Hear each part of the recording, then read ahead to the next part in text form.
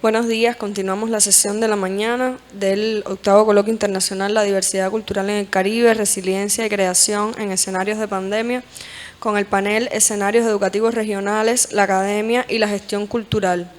Sin lugar a dudas, la academia, las universidades, la enseñanza de manera general ha sido uno de los escenarios, de los terrenos que más se vio afectada por la COVID-19 y desde donde se implementaron diversas estrategias, metodologías para poder sortear los efectos de la pandemia, poder continuar con el proceso docente educativo de una manera articulada y eficiente.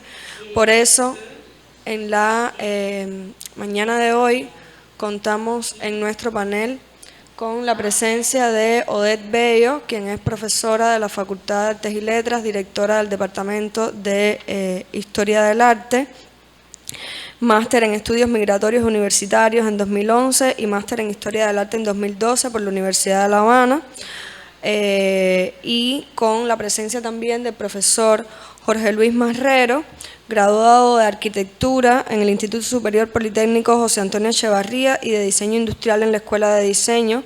Actualmente se desempeña como profesor asistente y segundo jefe del Departamento de Historia del Arte de la Facultad de Artes y Letras de la Universidad de La Habana y a su vez es el jefe del Grupo de Tecnología Educativa de la Facultad de Artes y Letras. Marrero es quien se encarga de la gestión de todo lo que tiene que ver con tecnologías en la facultad, con el diseño, la implementación de la plataforma BEA, que es gracias a la cual se ha podido continuar con el trabajo durante estos 2 años de pandemia, en contacto con los profesores, con los estudiantes y además brinda asesoría para el manejo de estas plataformas tanto a unos como a otros. Y también tenemos en este panel a Mariana Mora, estudiante de 5º año de la carrera de Historia del Arte, alumna vinculada a diferentes proyectos investigativos, educativos. La tuvimos moderando el martes, el primer día del evento, un panel sobre nuevos escenarios para la gestión y la promoción de las artes y la cultura, justamente por su vinculación con algunos de los proyectos que desarrollaron también durante la pandemia, su trabajo en ese sentido. Y tenemos también, vamos a contar con la presencia virtual, gracias a las tecnologías, con 2 estudiantes de la Red Latinoamericana de Estudiantes de Historia del Arte.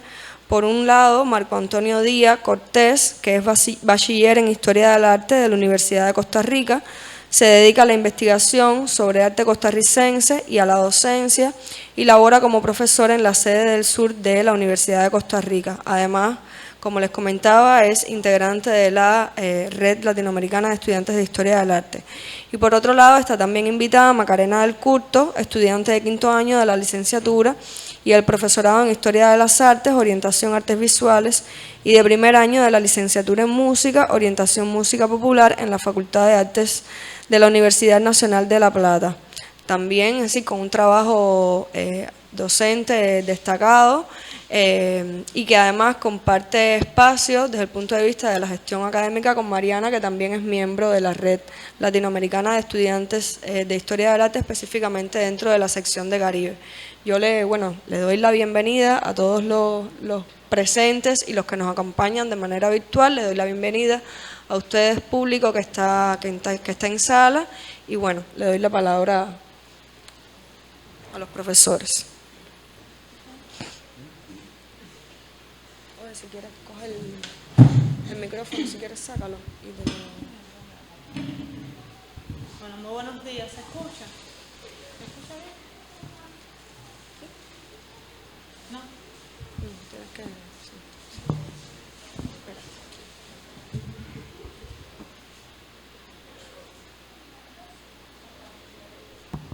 Bueno, muy buenos días.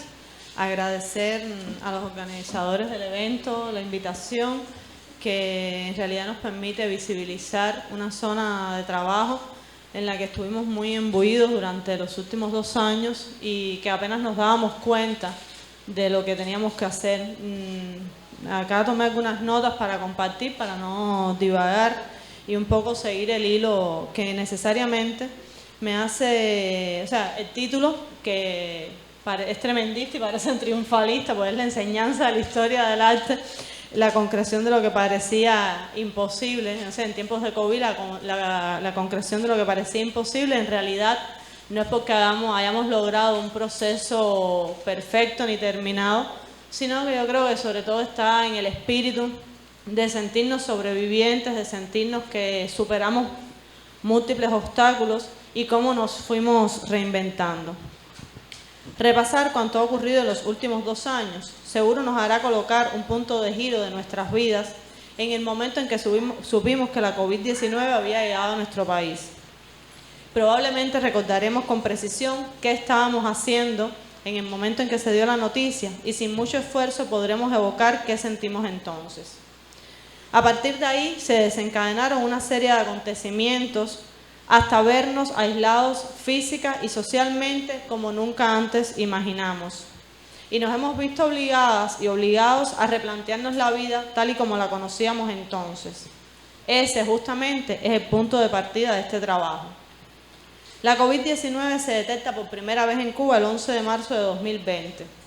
Apenas una semana después, 2 estudiantes becadas de Historia del Arte nos ponen en alerta pues tenían síntomas después de haber tenido contacto con alguien proveniente del extranjero. Y si menciono este hecho, que hoy pudiera parecer intrascendente, es porque, como supondrán, si evocamos lo que sentíamos entonces, todos los pánicos y todas las incertidumbres, muy pronto nos vimos imbuidos en la dinámica de la pandemia. Estudiantes ingresados en el IPK hasta detectar o no la enfermedad, sus compañeras de apartamento aisladas en las residencias, identificar los contactos, responder a las preocupaciones de todo el alumnado y sus padres.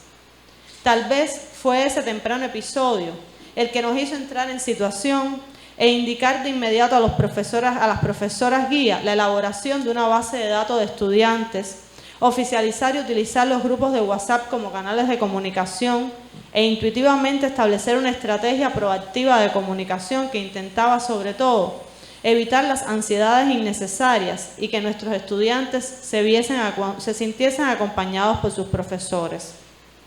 En paralelo, la población ejercía presión para que cesaran las actividades docentes. El gobierno indicó 3 semanas de confinamiento y se suponía que regresaríamos después de las vacaciones de abril. El trabajo inmediato fue preparar orientaciones para que los estudiantes sistematizaran lo aprendido hasta ese momento del semestre lectivo, apenas llegábamos a la mitad, y un ajuste de programa para finalizar el curso con 3 semanas menos. Lo peor es que de a poco fuimos descubriendo que cualquier fecha probable para retomar la presencialidad podía aplazarse. Los retos en las redes sociales y los posts que mostraban cómo nos reinventábamos dentro de casa fueron cediendo a la rutina. La historia del arte en Cuba se había impartido siempre de manera presencial. El aura de la obra, la necesidad de desarrollar, además de habilidades, una sensibilidad en los estudiantes. El hecho de la comunidad de historiadores del arte no es muy amplia si comparamos con otros profesores y nos hacía difícil identificar posibles claustros y los medios necesarios para el trabajo con las imágenes. Eran argumentos esgrimidos durante décadas por el departamento para no asumir ninguna otra modalidad que no fuese presencial. Pero las noticias eran cada vez más desalentadoras y la posibilidad de regresar a clases como tradicionalmente lo habíamos hecho se hacía también cada vez más lejana. La sensación de urgencia que mencionaba al inicio fue a poco sustituida por la necesidad de adaptarnos a los nuevos contextos y por la sensación de relatividad. Lo que siempre había sido ya podía dejar de ser o ser de otra manera y no quedaba de otra. Y tuvimos vacaciones de verano sin salir de casa y anunciamos por WhatsApp el arribo a septiembre sin estrenar el curso escolar, lo cual era insólito para Cuba. Siempre en septiembre estrenábamos un curso. Y a partir de octubre dimos continuidad y cierre a procesos docentes que habíamos dejado inconclusos 6 meses atrás utilizando WhatsApp y el correo electrónico. Las circunstancias complejas muestran lo mejor y lo peor de las personas y de los contextos. Era conmovedor cómo algunos de nuestros estudiantes participaban en centros de aislamiento, en la atención a las personas vulnerables, en las tareas de impacto. Y era también muy evidente que el correo electrónico y WhatsApp no podían cubrir las necesidades de un proceso de enseñanza-aprendizaje. Nos propusimos capacitarnos en el uso de Moodle a partir de la experiencia del profesor Marrero. Nos movilizó la necesidad de hacer, y ante la imposibilidad de acceder a otros medios y plataformas, asumimos que Moodle, que muy pronto se convertiría en EBEA, que es el nombre que tiene la plataforma para la universidad, sería la vía. En un breve periodo de descenso de números de casos, previmos una capacitación para el claustro. Es importante que mencionemos que el claustro de Historia del Arte no estaba capacitado, o sea, no habíamos recibido ninguna otra capacitación anterior. Y realmente esos talleres no pudieron ocurrir por una inmediata alza de los contagios. Así que los sustituimos por tutoriales que circulábamos entre todos y un programa portable que nos servía para ensayar lo que íbamos a hacer una vez que estuviera realmente la plataforma disponible en línea. O sea, estábamos como jugando con un simulador en nuestras computadoras. Muchas horas de teléfono sostenido en el cuello y el hombro, o sea, en esta posición más o menos así, frente a las pantallas, tratando de explicarnos unos a los otros en qué nos habíamos trabado cuando estábamos diseñando nuestros cursos. Y en paralelo pensarnos cómo sustituir el cara a cara, el intercambio cara a cara. Cómo transmitiríamos todo el contenido que no está en ningún libro de texto y que hemos ido armando entre las más disímiles lecturas, las conferencias recibidas, los testimonios escuchados. Había que hacer coincidir el dominio de la tecnología con el uso suficiente, el dominio de las materias.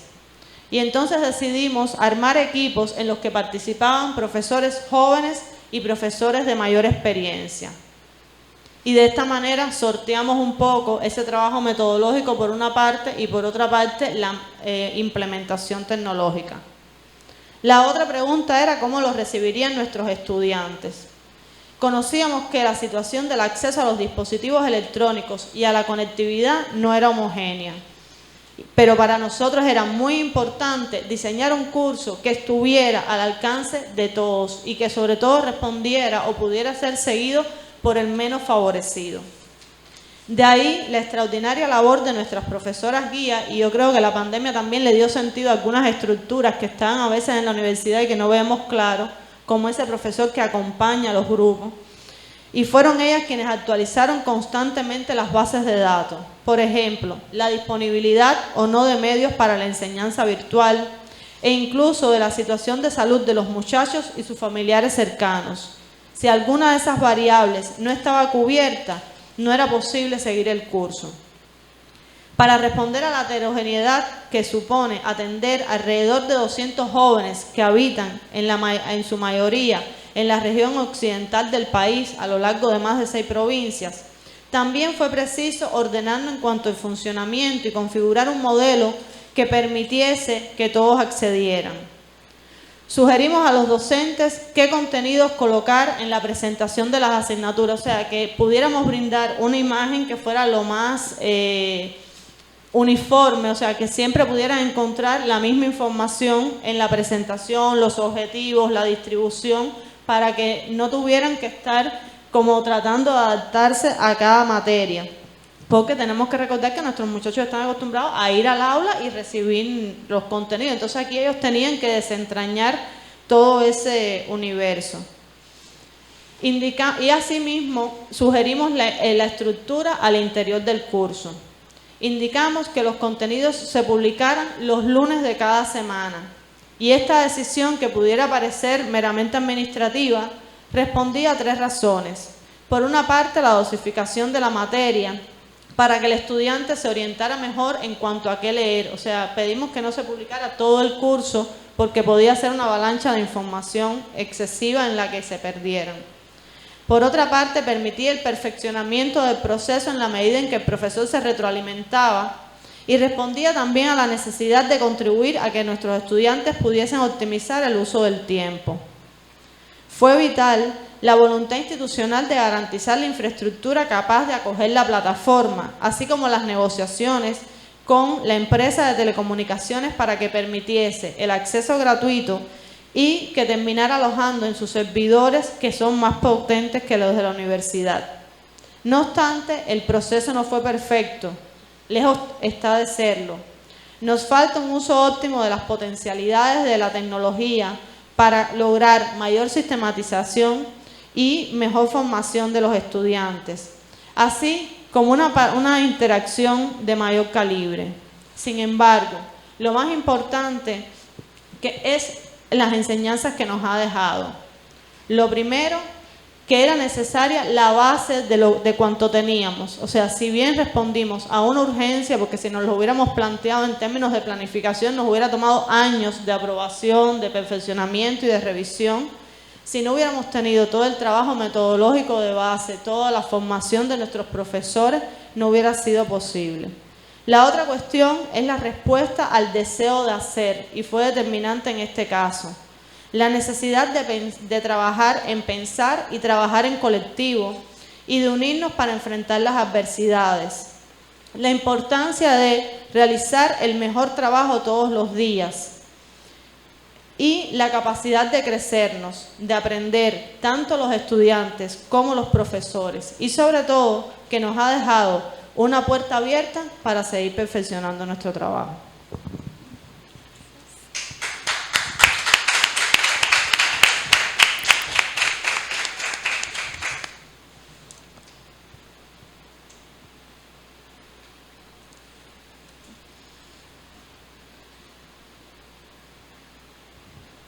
Dándole continuidad a lo que Jorge estaba comunicando, vamos a hablar de una experiencia práctica. Yo tengo una introducción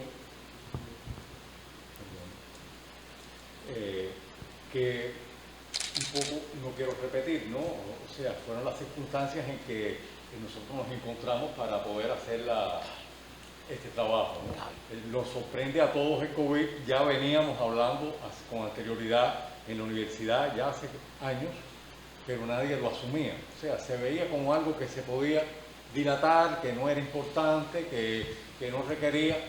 Yo no soy un visionario de decir que sabía que iba a venir una pandemia, ni mucho menos, pero sí sabía que en el mundo la educación se requiere constante, la formación es continua y la ubicuidad es una dificultad. O sea que, por tanto, la formación online es una solución muy práctica para esa superación constante.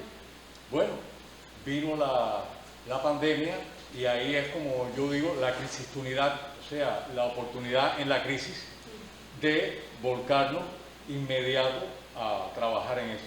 ¿Cuál es la primera dificultad que teníamos? Esa, que los profesores no estaban preparados. O sea, totalmente todo se hizo precipitadamente y los alumnos tampoco habían ejercitado una formación online en ningún momento. Por tanto, nos dimos a una tarea que fue lo que se ha comentado, o sea, se hace una serie de tutoriales en PDF, se empiezan a circular por las diferentes vías, ¿no? Y eso va creando con los profesores que se forman en un equipo. El profesor es un equipo que se hace, como ya habíamos comentado, o sea, con los demás experiencias en metodología, no, pero sí en conocimientos y las habilidades de los más jóvenes, habilidades digitales, que pudieran colaborar y ayudar a los profesores. Ahí empezamos que tener en cuenta que hasta el segundo semestre del 2020 no se empieza a trabajar con LBA porque sencillamente no habían dificultades de conexión, que esa fue la primera traba que se soluciona. O sea, ya una conexión gratuita para profesores y estudiantes que entonces sí pueden montar los cursos, lo que vienen a ser los recursos y las actividades, previa creación de los cursos por los gestores. Ya la Universidad de La Habana muy precipitadamente se organiza, o sea, ellos también, o sea, la plataforma tenía deficiencias de conocimiento, o sea, se había creado hacía años, incluso desde el 2018, se le puso el nombre de BEA, anteriormente era Moodle, porque Moodle es el nombre original de esa plataforma, de código abierto, gratuita, muy buena, que la utilizan en más de 200 países, pero hay que trabajarla. O sea, es una plataforma que está hecha para la educación online. Por tanto, se ajusta a nuestras necesidades, a todos los niveles, ¿no? Entonces, esa plataforma, sencillamente, tenemos que conocerla, explorarla, indagarla y no utilizarla con una visión de que estamos llevando la presencialidad hacia ella. O sea, es otra idea, otra metodología, otra concepción.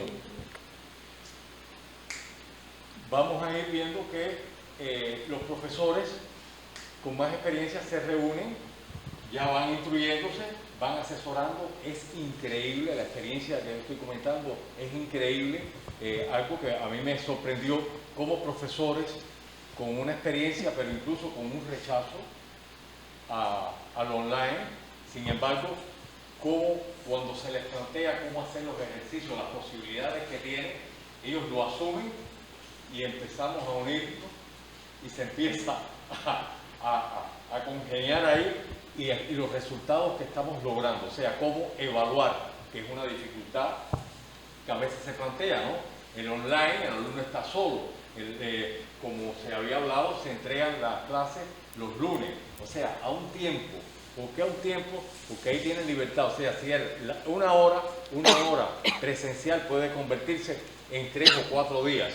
O sea, 3 o 4 días porque se hace a destiempo, no tiene que ser sincrónico. Para que el alumno se sienta un poco más cómodo. O sea, el online ya evidentemente tiene otro criterio. Y entonces, el diseño de esas actividades, de qué es lo que se le va a entregar, en qué formato se le va a entregar, y tener en cuenta algo, que es estos problemas sociales. No todos tienen acceso, todos no tienen un equipo. O sea, ni todos, a veces por condiciones geográficas, tenían acceso a la plataforma. ¿Cómo se le hace? Eran mínimos, pero todos tenían que estar igual. ¿Cómo se les hace llegar esa información? O sea, el que podía se la llevaba en una memoria, o sea, para que no se quedara nadie rezagado ahí. Todo eso se tiene en cuenta y la ventaja era de que no era sincrónico, o sea, era algo que estaba ya desplazado. Vamos viendo que la situación ya va tomando cuerpo, ya los profesores se van sintiendo más cómodos. Algo que hay que aclarar. Esta primera etapa no ha sido un curso online, o sea, no cumple el criterio de curso online. Y de hecho, siempre hemos tenido personas que, como no se han obtenido los resultados que esperaban, ¿no?, han echado la culpa a la modalidad, a esa modalidad online, a distancia. Sin embargo, esperaban ellos que fuera algo como lo presencial. Dicen que lo presencial no es como lo presencial. Muy bien, claro, la gente también olvida de que sencillamente no estábamos preparados para eso. No estábamos preparados teniendo una plataforma ya instalada, pero una plataforma que funcionara con miles, cuando le digo son miles de alumnos, teniendo en cuenta también de que ha entrado un primer año, que eso fue un reto tremendo, de alumnos que no conocíamos, de alumnos que están cambiando de modalidad, o sea, están entrando en la universidad y están entrando online, o sea, y que de contra nadie los conoce, ni ellos conocen a los profesores. No es lo mismo que ya con los años que habíamos tenido encuentro presencial, que sí había algún tipo de relación, incluso establecer los contactos. Eso fue muy difícil, muy difícil. Ahora, no obstante a eso, nadie tuvo en cuenta todas estas dificultades. Por tanto, no es el modelo de online. Sin embargo, teníamos que crecerlo, teníamos que dar, porque sencillamente comprobamos ahí que lo nuestro, lo que conocíamos, lo que siempre hemos defendido, la presencialidad, lo que decíamos que si no era eso no se podía dar clase, sencillamente falló. Falló ante una crisis sanitaria que sencillamente llegó, irrumpió y nos desconectó a todos, o sea, y no podíamos quedarnos atrás. Por tanto, ya con esta actualización de cómo vamos a funcionar, yo lo que quiero es explicar ahora qué es lo que hicimos, muy brevemente. O sea, lo primero que hicimos fue circular entre los profesores ya colegiados, ¿no?, con los jefes de disciplina, con la jefa de carrera, qué era lo que se iba a uniformar. Porque eso que estaba hablando Joé es muy importante, que ellos no fuera una anarquía, que cada profesor tuviera un formato diferente del curso. O sea, ellos, su asignatura de una forma y todo, y eso acomodaba que el alumno, cuando abriera EVEA, sabía cómo entrar. Se hace un tutorial en PDF que se circula desde entrar en esto, cómo moverse, cómo interactuar, porque lo más importante en este tipo de modalidad es la interacción. La interacción no quiere decir que sea sincrónica, la interacción no tiene por qué ser sincrónica, pero es lo más importante.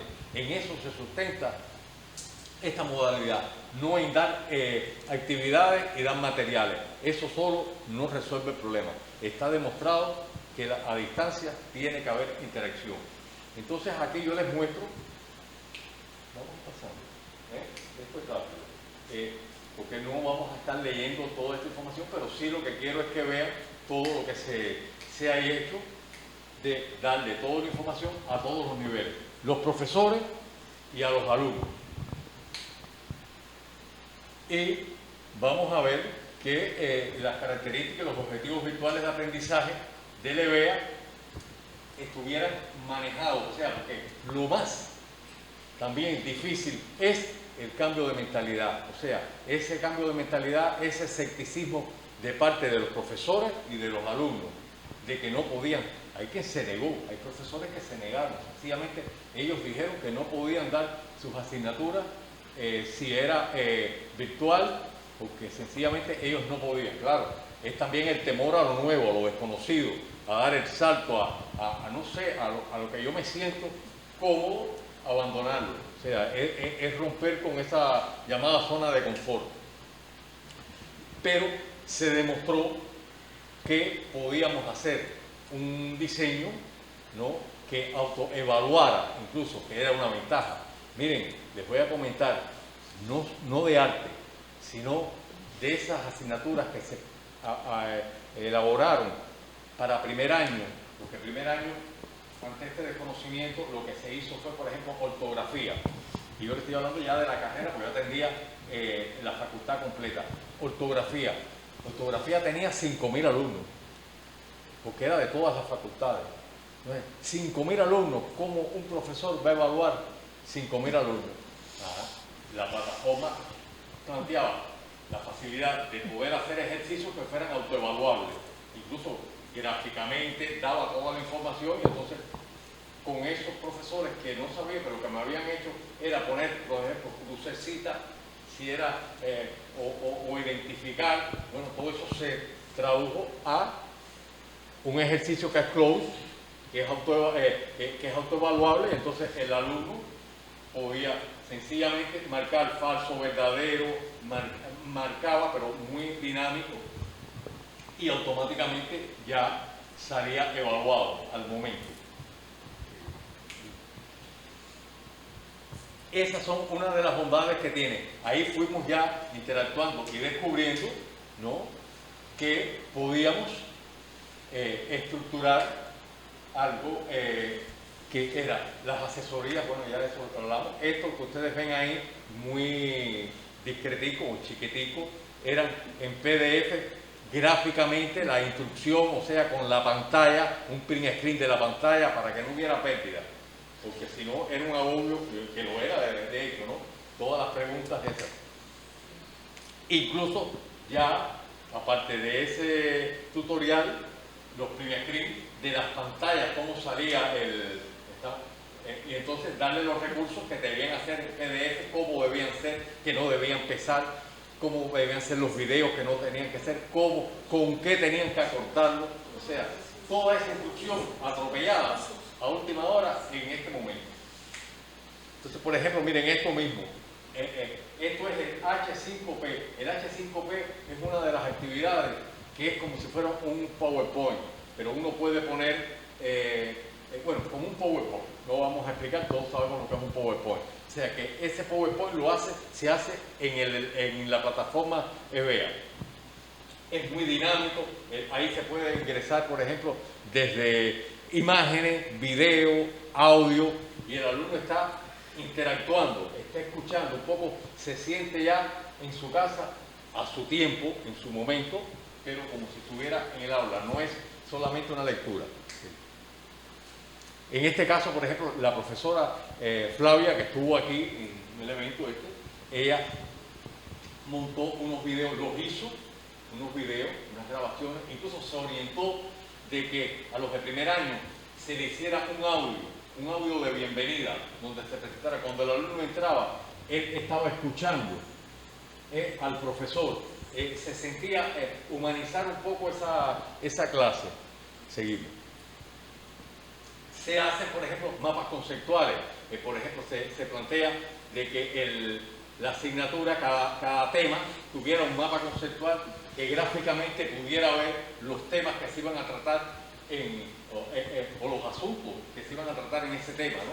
Y entonces ya gráficamente lo veía ahí con imágenes, con una pequeña explicación, porque este sistema facilita todo eso, o sea, en lo que es recursos. Sí. Y las actividades incluso de que los profesores vayan teniendo. ¿Por qué? Porque es un cambio de mentalidad, como le digo, es romper totalmente con el esquema de lo que nosotros tenemos. Y entonces ahí estamos viendo que cómo evaluar no es calificar, evaluar es acompañar, es que el alumno aprenda, es formar. Y entonces eso es muy importante y de contra a distancia, ¿no? Porque es un proceso muy dinámico, que no es un proceso estático, de decir, vamos ahí, ¿no? Y entonces la formación continua, que yo les estaba hablando, esto es una bendición para eso. O sea, establecer diálogo, pero el diálogo no tiene que ser sincrónico. ¿Por qué? Porque tenemos dificultades. Nosotros tenemos que tener los pies puestos en la tierra donde vivimos, cómo estamos. O sea, y entonces se recomienda, por ejemplo, el close, que da la posibilidad de varias preguntas de diferentes tipos dentro de una sola hoja, que sea autoevaluable. O sea, para rellenar, para seleccionar, por ejemplo, respuestas. ¿Quién es, no sé, la capital de La Habana? Entonces poner varias, despliega, uno ficha y carga la respuesta. Si está mal, incluso al momento se lo dice. Le puedes dar los intentos, puede tener un intento, dos intentos o solamente uno, ¿no? Para evaluar. E incluso se puede limitar en tiempo. El tiempo de su participación en la evaluación. No quiere decir que también se puede hacer, ¿no? Que sea de 10 de la mañana a 11. No. Puede tener todo el día o toda la semana, pero cuando entra tiene 15 minutos. O sea, ¿no ve? Estos son ejemplos ya de pantalla, capturas de pantalla de las actividades. Ya aquí lo ven. Son ejemplos. Seguimos. Y entonces se plantea, por ejemplo, el taller, los temas, los foros. El foro, que hay 5 tipos de foros que pueden ser guiados por el profesor, pueden los alumnos poner las preguntas o no. Uno escoge la dinámica del foro. El foro no tiene que ser sincrónico, les repito, por las dificultades que tenemos. Existe, puede ser sincrónico, pero bueno, para nosotros es más cómodo que no lo sea. Entonces, todas las explicaciones, las evaluaciones ahora de actividades, por ejemplo, la rúbrica. La rúbrica es un modo de evaluación excelente. ¿Por qué? Porque la rúbrica le da al alumno todos los parámetros que se van a evaluar, incluso con puntos.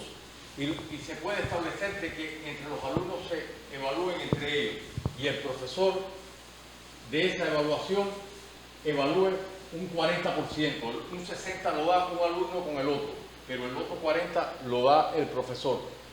¿Qué pasa? Que uno declara y como pueden ver, ahí se va en una tabla que uno pone, que está todo diseñado para nada más que llenar, uno pone los requisitos de las diferentes etapas de la evaluación, incluso los puntos, y con eso puede lograr que el alumno se sienta acompañado, que sepa. Lo más terrible que hay es que a uno lo vayan a evaluar y uno no sepa cómo lo van a evaluar.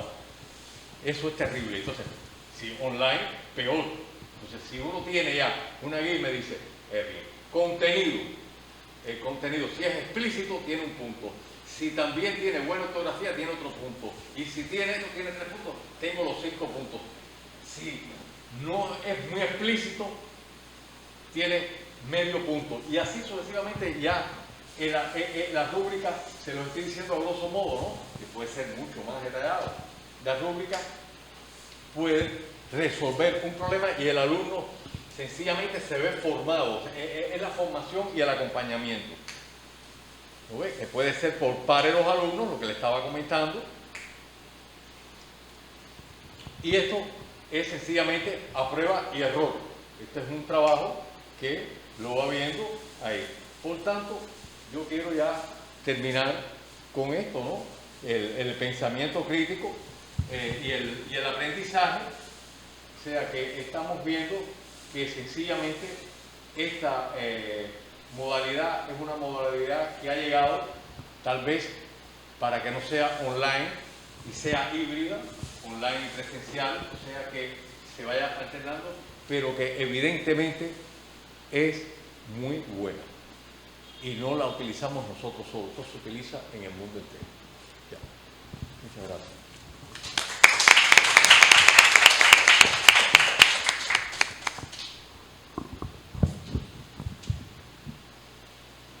Bueno, buenos días.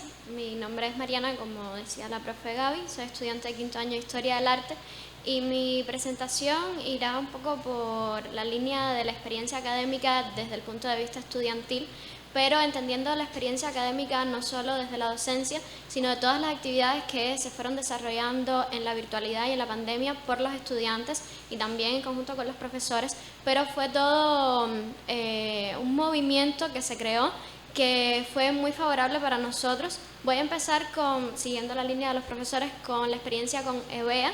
No quiero repetir mucho, pero también tenemos que verlo desde el punto de vista de los estudiantes. Y luego, lo que les comentaba, todas las actividades que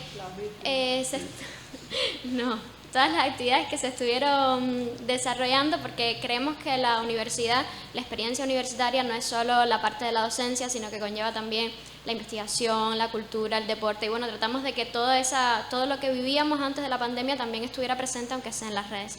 Entonces, con la presentación, quería empezar la presentación pase por favor. Con la experiencia en EBEA, el entorno virtual de enseñanza y aprendizaje. Creo que fue para todos, como ya comentaban los profesores, un choque, toda la pandemia, para el mundo entero. Y bueno, también el periodo que estuvimos sin docencia, cuando comenzamos, fue también difícil readaptarse de nuevo, coger los libros y más cuando abogábamos por la virtualidad, porque era la vía que teníamos en ese momento y no podía ser de otra forma. Primero creo que es resaltar lo que decían también los profes, que EBEA nos permitió continuar la docencia y creo que eso es un punto importante. En la actualidad EBEA tiene sus personas a favor, también sus personas en contra, siempre, porque hay personas que tuvieron buenas experiencias, otras que tuvieron malas, incluso en dependencia de cada carrera también son las experiencias vividas, pero creo que EBEA, si no fuera por EBEA, ahora mismo yo todavía creo que estuviera terminando tercer año o empezando cuarto, y bueno, sería como un periodo demasiado largo de alejamiento con la facultad.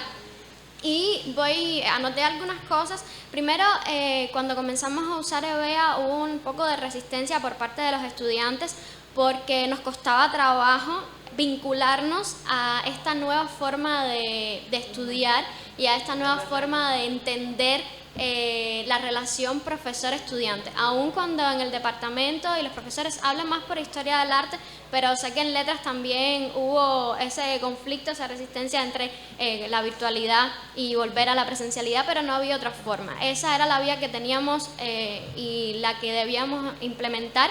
Aunque desde el Departamento de Historia del Arte siempre los profesores, nuestros profesores guías estuvieron al tanto de todas las situaciones, también hubo resistencia porque no todas las personas tenían las mismas posibilidades de conexión, como ya se comentaba, pero se buscaron todas las vías, se logró que la plataforma fuera gratuita, que te pudieras, primero era a partir de un punto wifi, pero después, aunque no tuvieras datos, encendías los datos, aunque no tuvieras megas, y la plataforma aún funcionaba y se podían descargar los contenidos, así que creo que se hizo todo lo posible hasta lo imposible porque todos los estudiantes, y así fue, tuvieran acceso a la plataforma. Incluso algunos estudiantes que quizás tuvieron algún problema, se estuvo al tanto de todos y los profesores contactaron con otros estudiantes, que vivían cerca para que les llevaran los contenidos, para que de alguna forma estuvieran vinculados, y creo que fueron muy pocos los casos que tuvimos en la Facultad de Estudiantes en ese sentido. Entonces, bueno, eso decía, resistencia por parte de los estudiantes al cambio o a este salto a la virtualidad porque no estábamos acostumbrados. Otro fue que al ser una experiencia nueva no teníamos conocimientos previos y bueno, había una necesidad, como ya decían los profesores, de conocer, estudiar la plataforma y saber todas las potencialidades que tiene, porque realmente tiene muchísimas potencialidades que aún quedan por explorar y que aún quedan por implementar. Y sí, al principio notamos que, como decía aquí, habían métodos presenciales llevados específicamente, o sea, a la virtualidad, pero por completo, como por ejemplo un PowerPoint y quizás no muchas explicaciones, pero eso fue mejorando y llegamos a tener videos donde los profesores, era el PowerPoint, pero con un audio donde los profesores nos explicaban los contenidos y así nos llegaban más y además ponían videos interactivos, lecturas complementarias y creo que sí se logró que llegara de una forma diferente. Otro elemento fue también a veces ante esa resistencia, la falta de interacción, la falta de interés también por parte de los estudiantes, a veces no éramos muy proactivos y los profesores nos ponían un foro y no respondíamos, los profesores se preocupaban y nosotros a veces no respondíamos por esa resistencia también porque muchos estudiantes comenzaron a trabajar, tenían otras prioridades dentro del hogar, tenían que ocuparse de muchas cosas, otros estaban en las tareas de impacto sociales que se estaban desarrollando y bueno, también hubo... Y en el caso de los foros, a veces también la plataforma, como había muchas personas conectadas, se ponía un poco lenta, que esas eran de las cosas que nos afectaban. Y bueno, nos demorábamos un poco, pero creo que todo se pudo ir solucionando. También hubo a veces, en dependencia de algún profesor, falta de comunicación, pero todo se resolvió y todos pudimos terminar nuestros cursos. Y creo que la experiencia en general no ha sido mala. Incluso aquí decía que... entre los elementos positivos, la búsqueda por parte de los profesores de esas nuevas alternativas para llegar a los estudiantes posibilitó continuar el curso y además nos posibilitó la autoorganización del tiempo. O sea, nos ponían el lunes la bibliografía, las clases en la plataforma y nosotros nos podíamos autogestionar nuestro tiempo y hacerlo en el momento que pudiéramos estudiar, que fuera conveniente. Incluso los foros siempre estaban abiertos, los profesores siempre estaban abiertos a recibir nuestras dudas y nuestras inquietudes. Otra cosa que ponía es que las miles de posibilidades de explorar que ya comentaba, como estaba poniendo el profe Marrero, de la cantidad de posibilidades que tiene BEA, de las evaluaciones que puedes hacer en diferentes momentos y que ya todo el mundo pudo acceder incluso sin datos. Incluso ahora estamos teniendo esta modalidad, estamos presenciales todos los años, pero BEA nos sirve como un repositorio bibliográfico importante. Antes íbamos con una memoria, los profesores nos copiaban la información, pero ahora a veces no teníamos, nos demorábamos, pero ahora está ahí.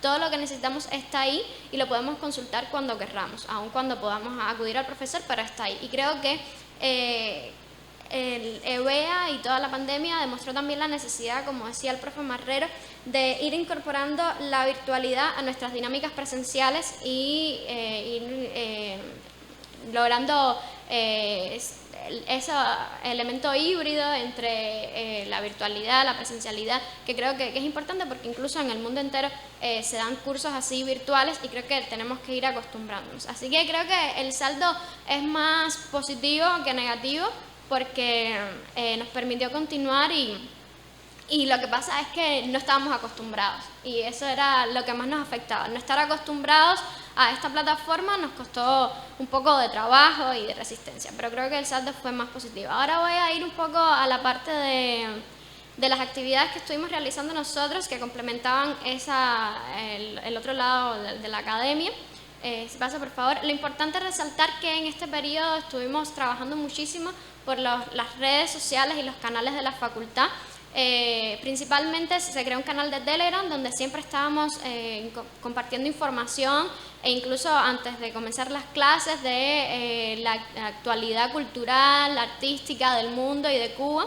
Además, nosotros ya teníamos un canal, una página en Facebook y que siempre estuvo muy activa, pero en este periodo tratamos de que todas las redes sociales se activaran más. Activamos nuestro canal de Instagram y creamos incluso una página en Medium para publicar algunos de los contenidos que creaban los mismos estudiantes para el canal de Telegram.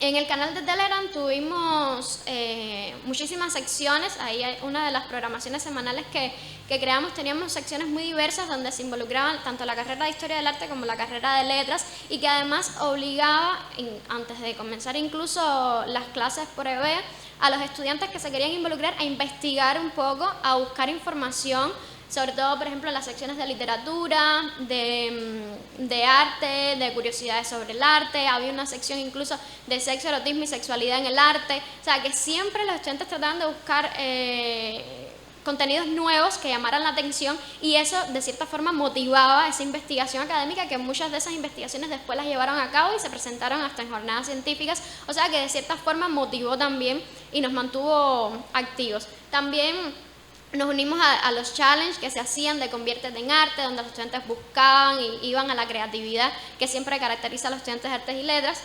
Y además tratamos de mantener el vínculo con la facultad y con los profesores. Se realizaron muchísimas actividades, entre ellas un homenaje al movimiento de alumnos ayudantes cuando cumplía un aniversario más. Y lo que hicimos fue hablar con los profesores, no con los alumnos ayudantes que estaban actualmente, sino con los profesores, para que nos explicaran cómo fue su época de ayudantía, como cuando fueron alumnos ayudantes, y las anécdotas fueron preciosas y creo que eso también ayudó a acercarnos un poco más aún en la distancia. Y además dedicamos unos días, no recuerdo si cayó fin de semana, al homenaje de los 59 años de nuestro edificio, de nuestra Escuela de Letras, como se llamó en 1962, que ya está en su 60 aniversario. Y dedicamos todos esos días a investigar, de ahí también salió un trabajo para un fórum de historia, a investigar sobre nuestra historia, la facultad, y también nos acercó un poco. Otra de las saldos positivos que tuvimos en este periodo fue que logramos realizar nuestra jornada científica estudiantil completamente virtual, una jornada científica que se había proyectado desde antes de la pandemia, muchísimo antes, y que se iba a realizar en marzo, a finales de marzo, y no la pudimos realizar porque, bueno, llegó la COVID-19. Pero en esta jornada científica lo que se trató fue que todos los estudiantes que ya se habían presentado, que ya estaban inscritos, no dejaron de participar. Se buscaron muchísimas alternativas. Los canales de Telegram fueron donde se desarrollaron las comisiones y donde hubo un intercambio directo, y los estudiantes que no podían estar conectados en ese momento mandaron su audio, mandaron su ponencia y no dejaron de participar. Fue un intenso trabajo del comité organizador que estaba compuesto por estudiantes y por profesores, y que ayudó también mucho a revivir toda la investigación en la facultad, que siempre está tan latente y que, bueno, habíamos dejado un poco de lado por toda la pandemia. Pero bueno, la jornada científica fue incluso el segundo evento virtual que hacían que era de estudiantes, que hacía la universidad. El primero fue el 11º Encuentro de Estudiantes de Psicología Internacional, y este también, si mal no recuerdo. Y bueno, luego de nosotros empezaron todas las facultades a un poco implementarlo y nosotros nos sentimos muy contentos. Luego también en este periodo surgieron muchos proyectos creados por los mismos estudiantes, un proyecto de arte que se llama Everything Included, de estudiantes que están actualmente en cuarto año de Historia del Arte, El Zumbido, que era de estudiantes de quinto año de Letras, y que también se motivaron y todo el tiempo estuvieron investigando sobre artistas emergentes, sobre literatura cubana, compartían con nosotros también, lo compartíamos en nuestros canales y también nos acercó un poco a nuestras profesiones y a nuestras carreras. Otra importantísima fue el curso virtual que creó la que en ese momento era presidenta de la FEU, María Victoria Pérez, curso virtual en EBEA, Tiempo con la FEU, que también demostró cómo los estudiantes nos vinculamos con la plataforma. Muchos alumnos ayudantes también ayudaron a los profesores en el uso de EBEA y en el uso de la plataforma, y como en este curso lo más importante era atraer o acercar a los muchachos de primer año que ya estaban en la facultad, o sea, como miembros de la facultad, matrícula, pero que no los habíamos podido conocer por la virtualidad. Y en este curso virtual se enseñó cómo es, bueno, todo lo relacionado con el ABC de la FEU, pero además de la Federación Estudiantil Universitaria, pero además la vida de la facultad científica, estudiantil, cultural, deportiva. Se hicieron podcasts, se hicieron videos pequeños, PowerPoints, donde también los muchachos interactuaron mucho y se crearon grupos de WhatsApp alternativos para que fueran intercambiando antes de conocerse. Ya cuando llegaron se conocían casi todos y bueno, eso fue algo muy positivo. Y además se crearon canales de formación vocacional hechos propiamente por estudiantes de la facultad, tanto de Historia del Arte como de Letras, y que el objetivo era además incorporar a esos estudiantes de primer año para que conocieran un poco sobre la carrera, cualquiera de las dos carreras, sobre los profesores, sobre la bibliografía, sobre las asignaturas que iban a dar, y eso también fue creado por estudiantes de ambas carreras y también obligó un poco a investigar, estudiar y acercarnos a algunos contenidos que quizás habíamos olvidado. Y lo otro fue el ciclo científico que logramos hacer, que fue en 2021, en octubre, que fue un ciclo científico híbrido porque muchos estudiantes todavía estaban en provincia, no habían venido para La Habana para comenzar, y se logró que algunos estuvieran exponiendo presencial y otros también mandaron todos sus videos. Nunca se excluyó a ningún estudiante que quisiera participar, mandaban sus ponencias, mandaban sus audios, sus presentaciones y compitieron como cualquier otro estudiante que participó en la jornada científica, aún estuviera presencial. En el ciclo científico se hizo la jornada científica, el activo de alumnos ayudantes, el festival de la clase, el fórum de historia y además un evento que se llama Atenderte, que fue interfacultades entre FAIL y la Facultad de Comunicación, donde estaban las carreras de periodismo, comunicación social, ciencias de la información, historia del arte y letras, creando equipos multidisciplinarios que se unían para promocionar, hacer trabajo de promoción de una institución, de un proyecto, de un programa radial, por ejemplo, y eso fue algo también que motivó mucho, incluso participaron estudiantes que estaban en provincia, nunca se excluyó. Y bueno, además de todas las cosas virtuales que se llevaron a cabo en este periodo, no dejamos de participar también en las ferias comunitarias y de ciencias, que también creo que complementan la formación académica, porque se puede mostrar a la comunidad todo lo que las carreras estudian, todo lo que las carreras tienen, y también se hace un poco de formación vocacional con los niños. Y se hicieron un proyecto que el último que hicimos que se llamaba ¿Cuánto conoces sobre arte?, donde los niños iban, le enseñábamos imágenes de pinturas cubanas, internacionales, y veíamos cómo el conocimiento que tenían, les explicábamos, les hablábamos. También se hicieron pinturas alegóricas de la facultad, de la universidad, del aniversario de la FEU, y bueno, fue todo un movimiento que complementó también todas las actividades virtuales que estábamos haciendo. Y bueno, lo último sería la inclusión de nuestra facultad, que me alegro mucho que Marco y Macarena estén compartiendo en este panel. Aprovecho para saludarlos, porque fue algo muy grato, y es que nos llega un día la invitación por parte de Marco de pertenecer a la Red Latinoamericana de Estudiantes de Historia del Arte, algo que ya les comentarán, pero que estaba surgiendo, y nos motivó mucho porque a través de la red pudimos intercambiar con estudiantes de Latinoamérica, pudimos saber cómo son sus planes de estudio, cómo se desarrolla el mundo artístico en sus países. Ha sido una red que ha crecido muchísimo, ya ellos les explicarán, pero nos llenó de mucha alegría quizás hemos estado un poco distantes por problemas también de conexión, que nos ha imposibilitado tener toda la participación que quisiéramos, pero creo que ahora lo hemos estado solucionando un poco y ya hemos logrado buscar algunas plataformas con las que nos podemos conectar con más facilidad y hemos tenido una mayor interacción en comités como Arte del Caribe, como el de Comunicación, como el de Estética. Y bueno, es una red de estudiantes que me parece que es maravillosa y que creo que está haciendo un magnífico trabajo y esperemos que siga con el mismo ímpetu, así todos lo queremos y así todos trabajaremos para eso. Y bueno, aquí cerrar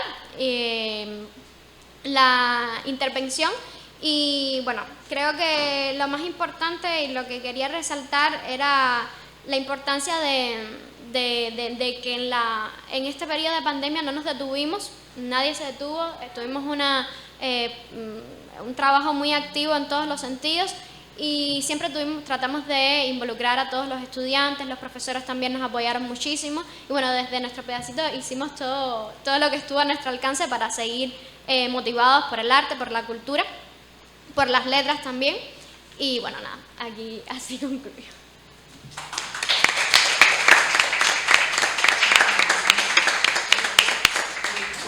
Gracias, Mariana. Es muy agradable ver la cantidad de iniciativas que desde los propios estudiantes se generaron durante este periodo para disfrutar de esa otra parte de la universidad que, como tú bien dices, no es solamente la docencia, sino todo lo que constituye la vida universitaria, esas actividades extradocentes, pero que sin lugar a dudas también forman parte del crecimiento de los muchachos a su paso por la universidad.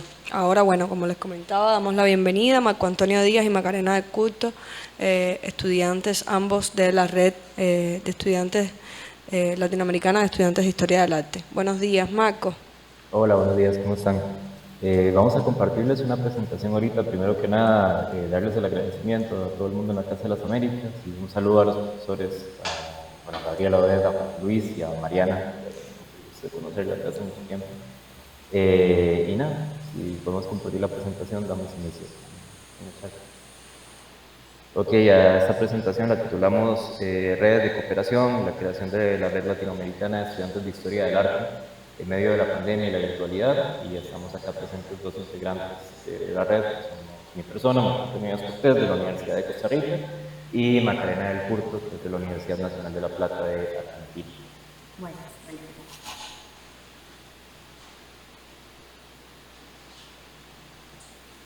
Bueno, la definición de qué sería la red, pues la Red Latinoamericana de Estudiantes de Historia del Arte, que abreviamos el nombre para poder decirlo más rápido que la lea, es una organización sin ánimo de lucro que está compuesta por estudiantes de grado y pregrado de Historia del Arte, que busca construir una plataforma de diálogo y acciones conjuntas a nivel latinoamericano.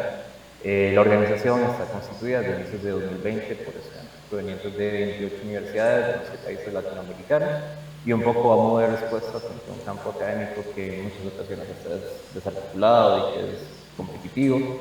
Intentamos generar instancias de encuentro y de construcción colectiva.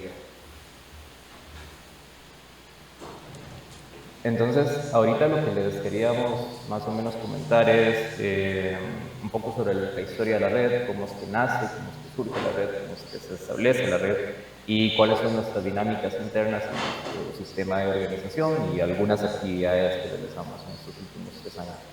En primer lugar, queremos mencionar que el origen como tal de la red, pues evidentemente vienen a ser las agrupaciones o las organizaciones estudiantiles de historia del arte que están en las diversas universidades donde se imparte la carrera en el continente. Estas organizaciones son fundamentales para un desarrollo adecuado de la carrera. O sea, acabamos de ver la ponencia de Mariana y vemos como básicamente este mismo tipo de actividades que nos está exponiendo Mariana se reproducen en cada una de las universidades gracias a estas agrupaciones. Y aunque se tengan objetivos que son similares, pues también tienen sus características particulares. Podemos empezar mencionando que, por ejemplo, tienen denominaciones diferentes. En algunas universidades se llaman asociaciones, en otras comités, comisiones, sociedades, centros académicos, centros estudiantiles, etcétera, etcétera. También que cada suele tener una dinámica diferente con el Departamento de Historia del Arte de su universidad. Tenemos casos de agrupaciones que tienen una cooperación muy cercana y muy próxima con su departamento. mientras que tenemos otras que están un poco más distantes y son más autónomas. Y también, pues bueno, las actividades y las estrategias de cohesión y acompañamiento a la comunidad estudiantil de Historia del Arte pues, también suele ser un poco diferente. Desde aquí queríamos aprovechar un poco para hacer el reconocimiento a las y los estudiantes que pertenecen a estas agrupaciones, porque es un trabajo muy arduo, también es un trabajo muy gratificante, y como les decía, es una parte fundamental dentro de la vida universitaria. Para mencionarles un poco quiénes son quienes aparecen en esta fotografía, en la parte superior izquierda aparece mi persona junto a mis compañeros en la Universidad de Costa Rica por ahí en 2019. A mano derecha, en la parte superior, esa es una fotografía que saqué justo de la página de estudiantes de la Universidad de La Habana. En la parte inferior derecha ya está el colectivo de estudiantes de la Universidad de los Andes de Bogotá, Colombia. Y en la parte inferior izquierda está un colectivo de estudiantes de la Universidad Federal de Sao Paulo, que tiene una actividad de educación.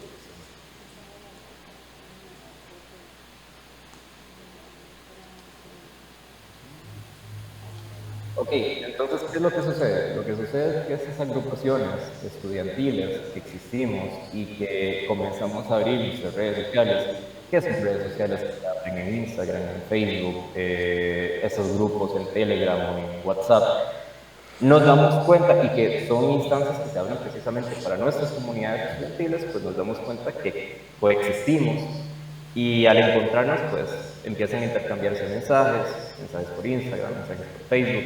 De esos mensajes compartimos nuestros números telefónicos para podernos hablar por WhatsApp. De WhatsApp surge un grupo ya colectivo donde empezamos a compartir información. Y durante inicios del mes de febrero de 2020 logramos plantear un proyecto muy modesto para hacer colectivamente entre los grupos que nos habíamos encontrado en ese momento, que éramos las agrupaciones de la Universidad de Costa Rica, la Universidad de Puerto Rico, el Centro de Piedras, la Universidad Alberto Hurtado de Chile, la Universidad de los Andes, la Universidad Jorge Tadeo Lozano de Colombia y la UNAM de México. Eso fue como el grupo inicial. La cosa es que ese proyecto no se llevó nunca a cabo porque un par de semanas después fue cuando ya se dio el anuncio del inicio de la pandemia del COVID-19 y un poco el proyecto colapsó. Y al mismo tiempo colapsaron nuestras universidades, ¿verdad? Que durante todo el periodo mínimo de marzo a abril no se dio clases en ninguna de las universidades, en la gran mayoría de las universidades donde se da la carrera de Historia del Arte. Así que en medio de este momento, que era como un momento muy caótico y un momento donde nadie tenía claro qué es lo que estaba sucediendo y cómo se iban a desarrollar las cosas a futuro, es que en ese grupito de WhatsApp que teníamos abierto nos llega un mensaje de una compañera de Colombia, de la Universidad de los Andes, de José Rodríguez, donde nos dice como, el mensaje tiene dos partes importantes. La primera parte del mensaje es que empieza ella presentándose y preguntándonos cómo estamos y preguntándonos si estamos bien y que ojalá nos estemos cuidando en medio del contexto de la pandemia. Y digo que es importante porque a lo largo de los mensajes y de la comunicación que se va a mantener, sobre todo ese 2020, pero durante los 3 años en que ha estado abierto la red, es de mucho cuidado y mucho acompañamiento entre todas y todos los integrantes del proyecto. Siempre estar más preocupados primero por la persona y en segundo lugar ya después por nuestro, digamos, vínculo académico que tenemos. Y en segundo lugar, el mensaje lo que nos decía es que ella quería proponer un proyecto educativo para niños en medio de esos contextos que estábamos de la pandemia y el confinamiento, y que estaría bueno hacer una reunión ocasional un sábado por videoconferencia. La cosa es que esa reunión ocasional del sábado la tuvimos. El proyecto propuesto por la compañera no prosperó, o sea, quedó en esa reunión, pero de esa misma reunión nació otro proyecto que sí terminamos llevando a cabo, que es un proyecto que se llama IMA, que si quieres pasas a la siguiente ya. Es un proyecto que consistía en un ciclo de conferencias virtuales para presentar trabajos de investigación de estudiantes de Historia del Arte a nivel de Latinoamérica. El ciclo de conferencias lo bautizamos como América Invertida, en honor a la obra del artista uruguayo Joaquín Torres García, y mediante, digamos, la organización de este proyecto fue que se fue perfilando el proyecto de la red. O sea, ustedes saben que la organización de cualquier proyecto lleva un nivel de logística muy grande detrás, así que fueron varios meses trabajando en esto, y durante el transcurso de esos meses fue que decidimos bautizar a la plataforma o la organización que habíamos creado como Red LEA, la Red de Estudiantes de Historia del Arte, y también fue el proceso de conocerla. Una de las cosas donde vimos que teníamos demasiadas similitudes era en las limitaciones estructurales que tenía la carrera en casi que todas las universidades. Digamos, la escasez de recursos económicos, también, digamos, cuerpos docentes que son reducidos y que muchas veces la universidad no les permite tener los recursos necesarios para dar las clases en la mejor de las condiciones, y también, pues, grupos estudiantiles pequeños, que eso, digamos, condiciona mucho el tipo de dinámica que se tiene en historia del arte si nos comparamos con otro tipo de disciplinas de las humanidades, ¿verdad?, que suelen ser bastante más grandes.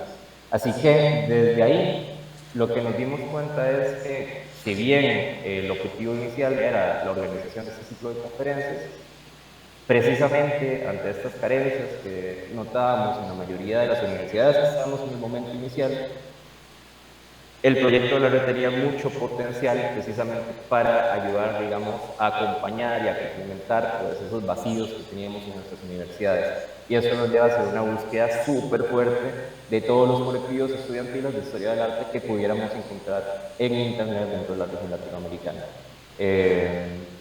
También otra cosa importante es que, teniendo en cuenta un poco el contexto, que era un contexto muy complicado, un contexto muy complejo, no decidimos ponernos una camisa de fuerza encima en la planificación, o sea, no determinamos una planificación rígida, sino que un poco nos dejamos guiar por la marea y por lo que nos fuera diciendo el momento. Ustedes saben que los meses, o sea, la mayoría de los meses del 2020 fue un poco así, como que semana a semana nos íbamos dando cuenta de qué iba pasando, y fue un poco eso, o sea, semana a semana, reunión a reunión, conversación a conversación, fuimos conociendo a cada una de nuestras compañeras y a nuestros compañeros, fuimos conociendo el entorno académico de cada una de las universidades y fuimos conociendo las condiciones de cada uno de los países, y eso nos fue dictando un poco la directriz, o sí, como las directrices que iba a tomar posteriormente la red. Nos tomó más o menos 1 año y medio ya poder congregar a todos los colectivos estudiantiles que reunimos, que son 28 colectivos estudiantiles de 11 países, como les mencionaba.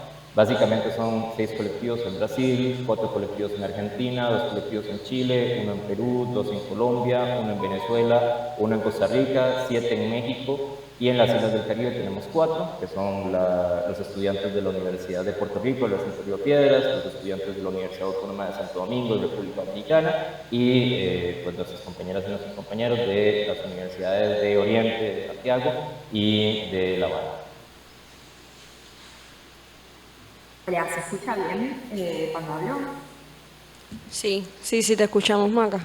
Buenísimo.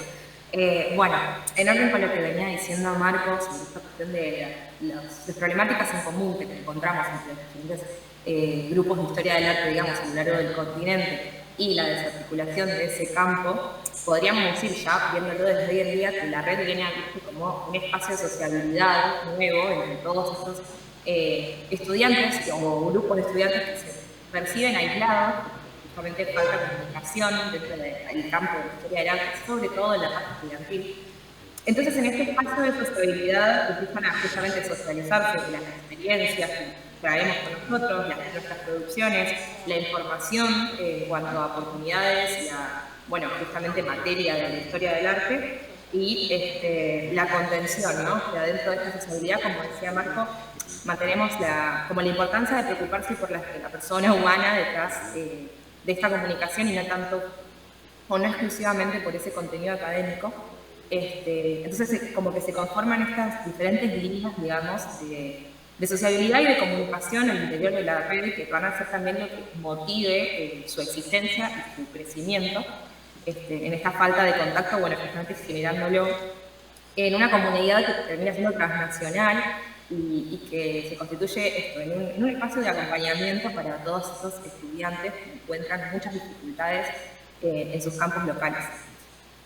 Detrás de toda agrupación de gente que tiene un proyecto común o varios, puede hablarse justamente de intención política, no alineada necesariamente tras un grupo de ideas, pero sí la política justamente de juntarse, ¿no? De conformar algo en conjunto.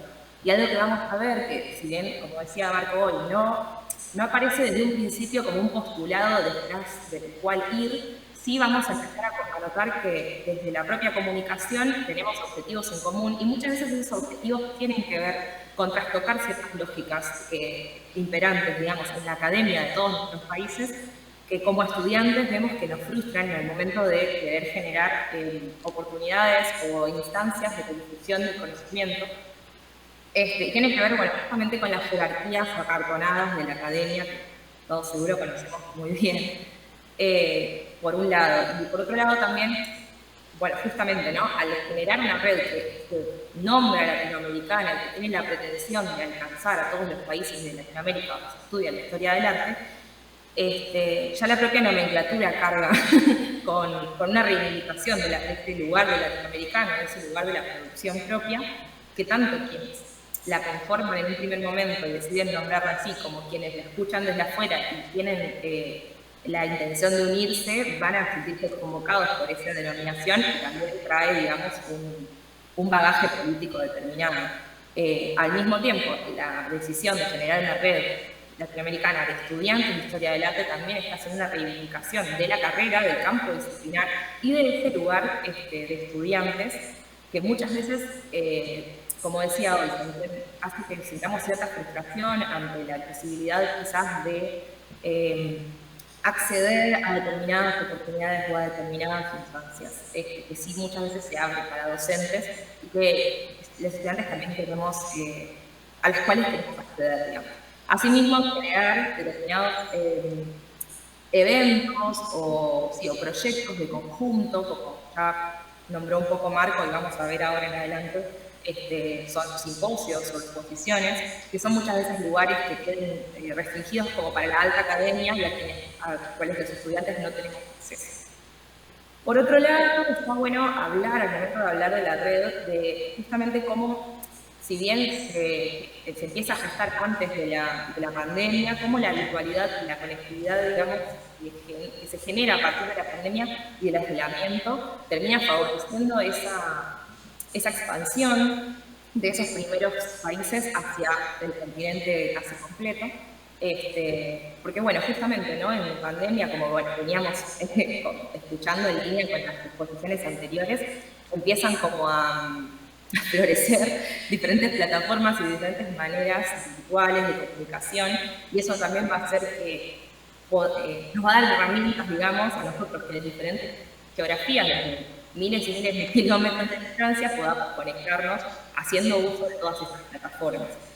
En ese sentido, también la red se plantea de manera que pretende ser inclusiva, como teniendo en cuenta que hay ciertas plataformas que en algunas cuestiones por ahí no funcionan igual que en otras, entonces siempre teniendo a mano la posibilidad de virar desde una hacia otra, usando WhatsApp como el medio de comunicación central y después dejando a criterio de cada comité o de cada grupo de personas por dónde quieren comunicarse, de manera que todo aquel que quiera participar pueda hacerlo y no se genere una situación ni de discriminación, digamos, ni de cerrarle la puerta a alguien por tener tipos de recursos diferentes, ¿no? Tratando de ser lo más democráticos posible, digamos, en esas comunicaciones.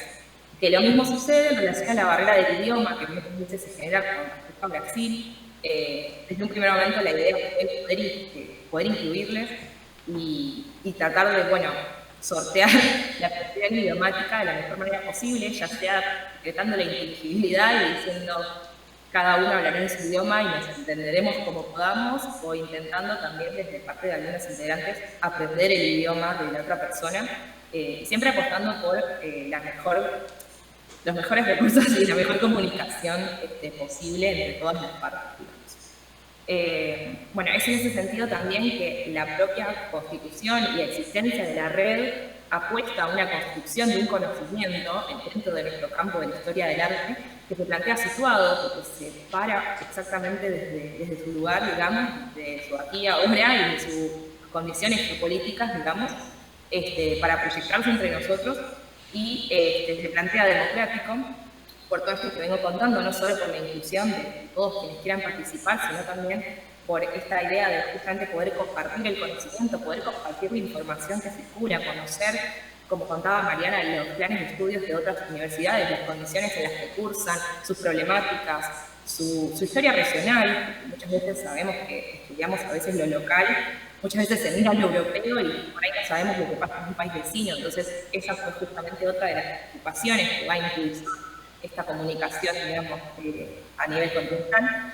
Y justamente esa línea se plantea revisionista en términos de cuestionar estas cuestiones establecidas, como hablaba hoy, tanto de la academia como de las tradiciones historiográficas y de las tradiciones de las propias universidades, para poder apostar a una construcción disciplinar más en línea por ahí con lo que creemos como estudiantes. En ese sentido, hay 3 ejes que encontramos en la red que, como decía hoy Marco, no sé si se planteen desde un principio, sino que van a ir tomando forma, digamos, durante el propio accionar de esta red, y es que nosotros nos manejamos de manera horizontal, donde no, o sea, no hay jerarquías, cada comité es autónomo para generar proyectos, cada persona puede entrar y crear un comité o meterse en el comité que quiera. La idea es que funcione de manera completamente horizontal, voluntaria, porque la persona que quiera entrar, nadie la está obligando ni a entrar ni a quemarse, y al mismo tiempo el manejo de los tiempos también es a consideración de lo que uno pueda y quiera. No se designan actividades de manera arbitraria, ni se designan roles, y es participativa justamente en relación a estos otros 2 ejes, digamos, porque va a depender de cada uno de su participación y va a estar abierta la participación constantemente a que quien quiera pueda proyectar o proponer.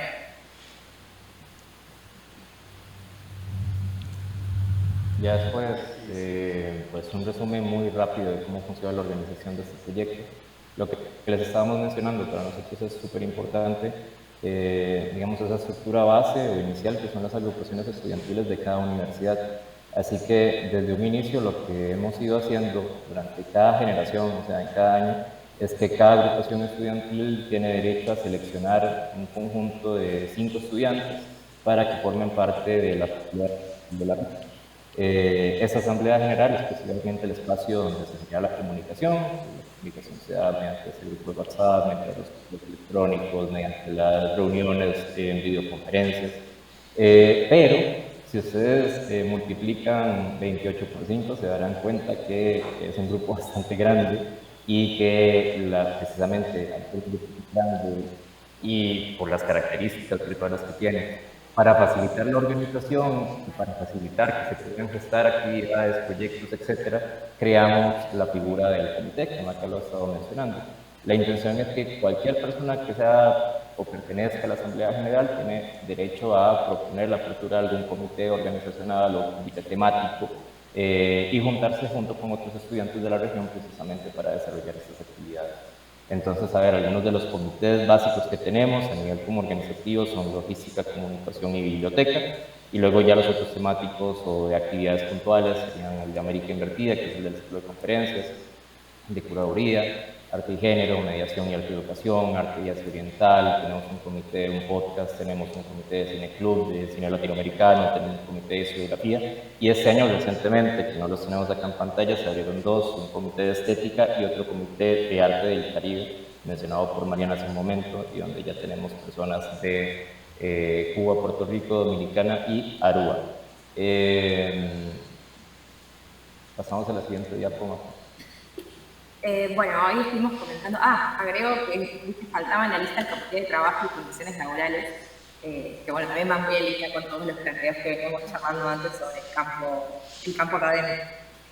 Y vuelvo para decir que, bueno, América Invertida fue el ciclo de conferencias al que hacía referencia Marco hoy, bueno, yo también mencioné, se llevó fue como el proyecto que impulsó la creación de la red. Hubo primero América Invertida y después la red, digamos. En un primer momento contó con la ayuda de la Universidad de los Andes de Colombia, que nos ayudó desde la gráfica de la convocatoria hasta brindándonos la plataforma de Zoom institucional, por lo tanto sería como una cuenta premium, a la que ninguno de nosotros como estudiantes tenía acceso, digamos. Así que bueno, si bien fue en pequeñas cosas, estas muestras de apoyo fueron súper significativas para que podamos llevar a cabo este ciclo, al cual llegaron más de 50 propuestas, digamos, de conferencias. Nosotros desde un comité de revisión hicimos una selección de eso. Y bueno, se armó a partir de 5 ejes temáticos, 5 jornadas o mesas, digamos, así como la que estamos ahora, donde diferentes estudiantes de distintos países de Latinoamérica pudieron mostrar sus trabajos, hablar de aquello que están investigando, y también significó no solo para ellos un espacio de difusión, sino para quienes accedieron a estas conferencias, una forma de enterarse de qué está pasando, qué están trabajando en otros países en relación a nuestro campo disciplinar.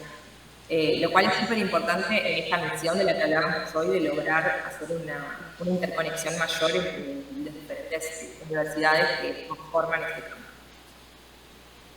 Creo que nada más. Bueno, y el otro proyecto grande que hicimos, que se realizó el año pasado, fue un proyecto de una exposición virtual, un proyecto curatorial que asumieron un colectivo de varios estudiantes de la red.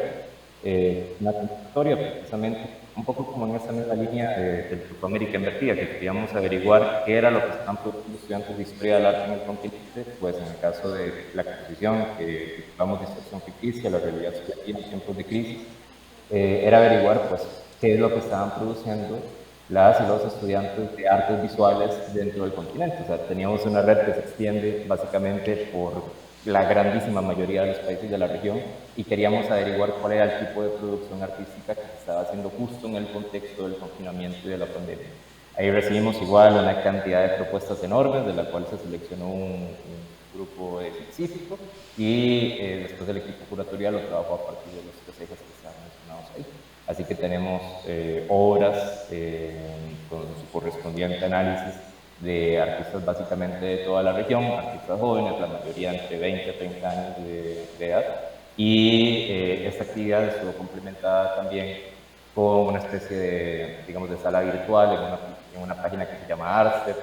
Realizamos este catálogo que se está compartiendo Macarena en pantalla, hicimos un encuentro con las curadoras de la exposición, hicimos un encuentro con curadoras externas de la exposición para que analizaran un poco la expo y el momento.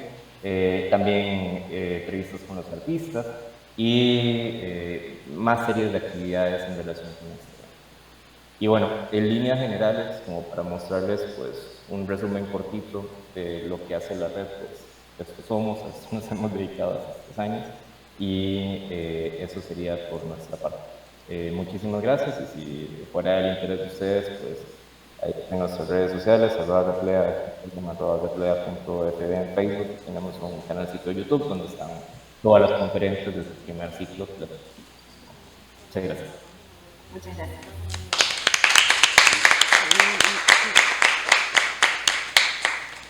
Muchas gracias, muchachos. El público tiene la palabra por si quiere hacer alguna pregunta o algún comentario. Yo, bueno, nada, esta presentación yo la agradezco muchísimo porque bueno, da cuenta, como les decía, de todo el trabajo que se ha desplegado desde el punto de vista académico y de la docencia, tomando como referente la Universidad de La Habana, específicamente la Facultad de Artes y Letras, pero estoy segura que hay un montón de experiencias compartidas, tanto desde la perspectiva de los profesores como de los estudiantes.